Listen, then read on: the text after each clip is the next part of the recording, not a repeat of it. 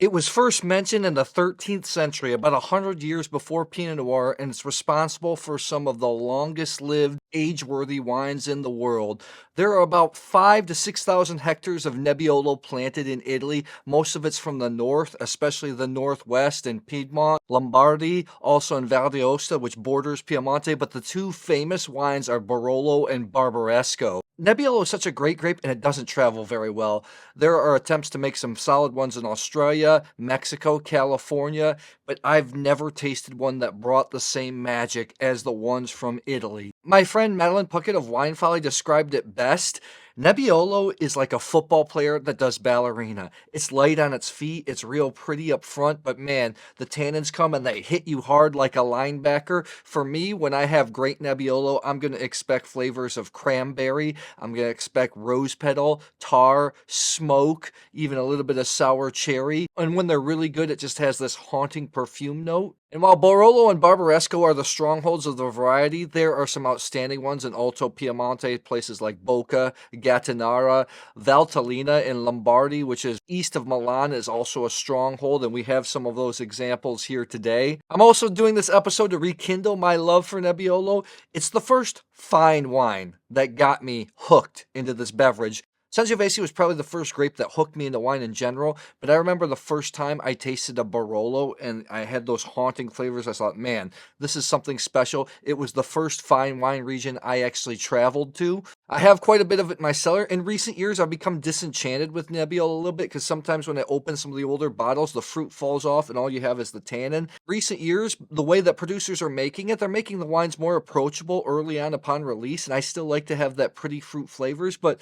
let's see how all of these wines show. I'm pretty excited. In most appellations like Barolo and Barbaresco, the two flagship appellations, the wines need to be aged quite some time. I think on the market now you'll see 19, 20, 21 Barolos. I've got 9 wines here. Once again, I Coravin them and had somebody mix them up for me. I let them breathe quite a bit before tasting. I'm tasting out of my Riedel Pinot Noir Performance glass. This is also excellent for Nebbiolo because of the aromatic properties. One thing that you'll see with Nebbiolo is the color. The color is a little bit lighter, can be a little bit translucent. You can see some browning on the edges. In fact, when Nebbiolo ages, sometimes it becomes orange and quite clear. I'm going to do something a little bit different. Since we have 9 wines, I'm just going to taste through all of them. My normal blind tastings, then we'll go right to the reveal because when I have a lot of wines, I lose viewers during the tasting process. A lot of people just want to see the results. I get it. I'll see you on the other side of the tasting. This tasting did bring back a little passion for Nebbiolo. I had some great wines here, and they were all quite different, which I like too.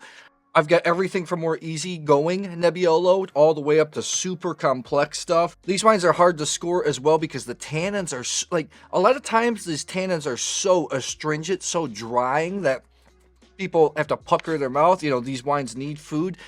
If you want Nebbiolo, if you like Nebbiolo, you gotta like the tannins. You gotta want those tannins. You gotta want to get punched in the face here.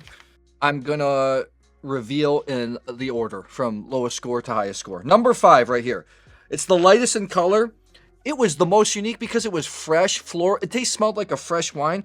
It had more blackberry and almost candied cherry flavors. It was really quite different than all of these. Actually, I might not even think. It had Nebbiolo-esque qualities because the tannins hit hard, but I might think if you just gave it to me blind, double blind, I wouldn't guess Nebbiolo. I gave it 90 points for a unique take on Neb. I thought that this one or number 1 might be. I have a Lange Nebbiolo here, and then one from Vallée d'Aosta, and I thought this was it. This is the Rosset. This is the Vallée d'Aosta Nebbiolo 2022. This comes in at $45, 90 points. Extremely different take on Nebbiolo. I have noticed, and the ones from Vallée d'Aosta have a significantly less body, which this one did. A little bit more floral. I don't know this producer, Rosset, or maybe Rosé. The language in Vallée d'Aosta is a little bit Frenchy. I think this is excellent. $45. It is starting to get a little pricey. I understand that. I'd like to see a little bit more value for money, but I think that's a unique take if you want to try something outside of the normal Barolo Barbaresco zone. Vallée d'Aosta, I judged there in a competition a couple years ago about extreme wines, and I stayed a few days. At the time, I was traveling around the world full time. That was one of the few places where I thought, man, you know what? Maybe I'll just park here work in the vineyard, just hang out because it's so beautiful. The mountains are huge. Mount Blanc is right nearby. Plus you have all the great ruins, the Italian food. It's a phenomenal, phenomenal place. Let's go on. Number 1, I gave 90 plus points, slight tick up. These were the 2 least complex wines here, but this is not a bad thing. Sometimes I think you can make fantastic, delicious Nebbiolo that doesn't have to be overly ambitious. Rose, tangerine, peel. That's what came out more than the sour cherry. Tangerine flavors, the citrus came out first, then you get cherry. Pretty soft tannins. It's pretty straightforward. It's delicious. I think it's great. 90 plus points. Let's see what the price is. I hope it's a little bit affordable. If it's one of the more expensive ones, then I'll feel like poo-poo. 90 plus points. I think it is delicious. It's a little bit more expensive. This is the Tenuta Cisa Asinari de Marchesi de Gresy Martinenga Barbaresco 2020. This comes in at $70. I thought it wasn't maybe as complex as the other examples. Again, sometimes these Barolos, Barbarescos, they unfurl, they become a little bit better. I think this is the only 2020 in the lineup. It's kind of unfair sometimes to compare against 2019. That is a very classy, well-known, well-respected producer as well. I haven't visited there before, but that's how it showed blind.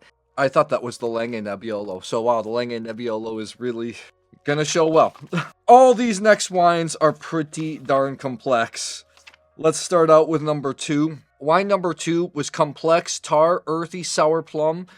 I love the complexity, the tarriness, the earthiness, the sour plumness. It was so complex. The only problem for me is on the back end, the tannins just took over. In Nebbiolo, you're going to hit the tannins, but I want fruit to cover the tannins. This was very astringent. If I would have had some fruit to cover the tannins, this could have moved into ridiculous levels. I still think it's very good. 92 points for wine number 2. Complex, delicious. Let's take a look. Another classic great wine. This is the Produttori del Barbaresco, maybe the greatest cooperative winery in the world. This is one of their Cru Riserva wines. This is the Montefico Riserva 2019. Fantastic vintage in Italy and a lot of Europe for that matter. This comes in at $89. So again, I've had this wine. These are some of the Crus. Produttori del Barbaresco, if you want to get good value, their Langhe Nebbiolo, it's available for like $29 in the US. In Europe, it's like 15 euros. I think it's phenomenal. Even their straight Barbaresco is around 45 in the US. I think always shows well. Again, this was great, except the tannins were a bit hard in the back end. I told you, if there would have been fruit on the back end of those tannins, I could have moved to like maybe 95, 96. That's how much complexity I liked up front. So that tells me, maybe we just throw this in the cellar. Maybe the tannins mellow out. This becomes something super special. Still very good. If you like small producers, I really think you support cooperative wineries because it's a bunch of farmers that pool their vineyards together, put the resources together so they can make wine because maybe they don't have the resources to do the bottling, the marketing all themselves. Produttori del Barbaresco is doing a great job. They pay their growers. So I highly recommend supporting them. Let's move on here. Wine number 8.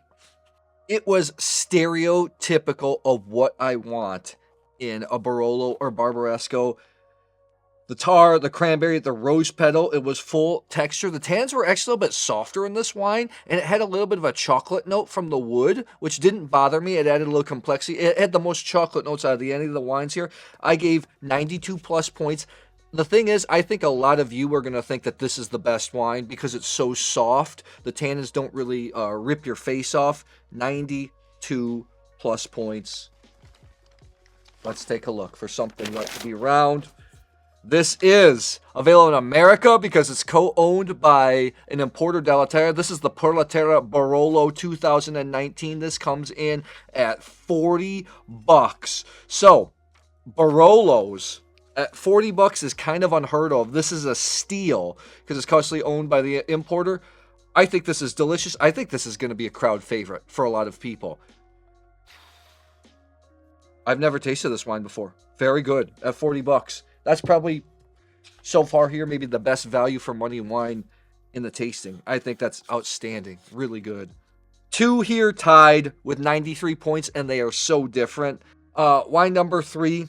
Tar. It had dried cherry flavors. It was earthy. It was savory. Both of these, 3 and 6 that were tied for 93, had some kind of dried fruit flavor to them, which, you know, in Nebbiolo, I kind of want more of those brighter, high-toned fruit flavors. But for some reason, this worked.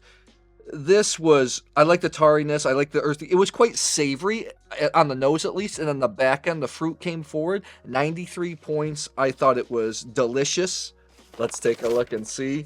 This is, no wonder it has some dried fruit flavors. This is the Tenuta Scerscé Infinito Sofferzato di Valtellina 2018. This comes in at $60. Valtellina, first of all, is in Lombardy. It's actually east of Milan. It's up in the mountains, really steep valleys. And Valtellina, they call Nebbiolo Chiavenasca. So you'll see those wines labeled as Valtellina. Sofferzato di Valtellina. These wines are made from partially dried grapes, just like they do in Amarone. What they do is they sun dry or they air dry these Nebbiolo grapes so that they shrivel up a little bit. There's more sugar. The wines become richer. They become softer in a way. And that's why I saw the dried fruit flavors here at $60. Some of these Sofferzato di Valtellinas I've tasted before can have a little bit too much volatile acidity, can almost be too vinegar-esque. It was nice to see that this one showed super well. This is one of the best producers in Valtellina at the moment, in my opinion. I thought that was excellent. If you like that style, earthy, savory, it was delicious. If you like this content, I would like you to consider becoming a channel member. I have several tiers, but in the Grand Reserve tier, I have a monthly live hangout tasting where we talk shop, share wines. It's really difficult to find family and friends that are into wine like you and I are, and that's what this community is. There are perks for other members too, and it supports the work I do here, so thank you. Again, wine 6, also tied with 93 points. It had some dried fruit flavors. It had some meatiness to it. It had a little bit of VA, so that touch of that vinegar to us, rustic. It had some meaty flavors. It had dried cherry notes. I also gave it 93 points. I thought it was straight good. Let's see. Let's see what it is. Let's see what you got here.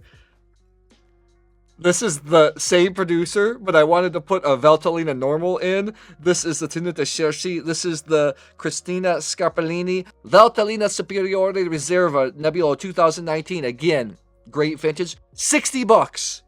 I think this is outstanding.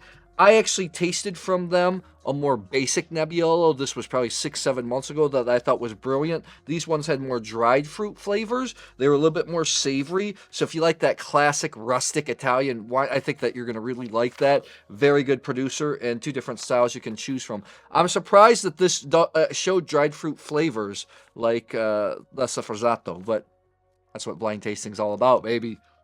We're coming up on some serious wines here. Number 9, it had some volatile acidity, had some straw type flavors. Like when you go up in a barn, like I'm a farm boy, right? We had a bunch of barns go up and smell some straw, some hay, cranberry, pepper. Had the sweet cedar note that I absolutely love. I get a lot of times with Tuscan wines.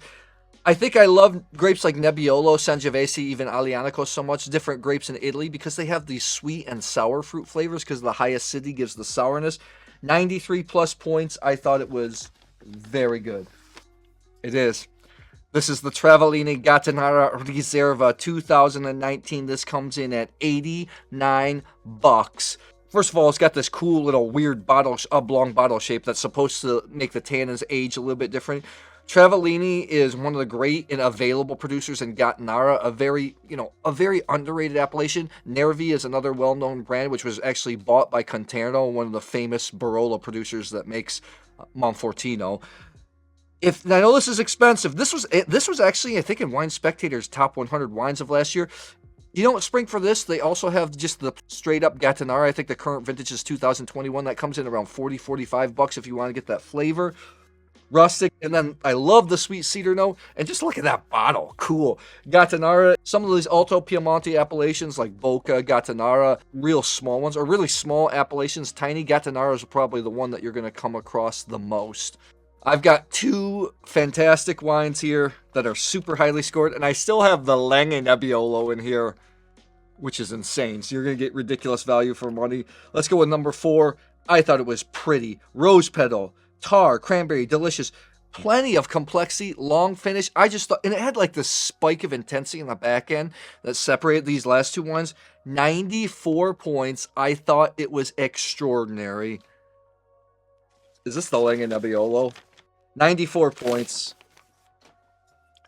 I've had some disappointing vintages of this before, but this is showing super well. This is the Vallée Perbacco Legno Nebbiolo 2021. This comes in at $32. Vietti's one of the great producers in Piemonte. Yes, they sold out to American from the West Coast, a guy that owns the Come and Go gas stations on the West Coast.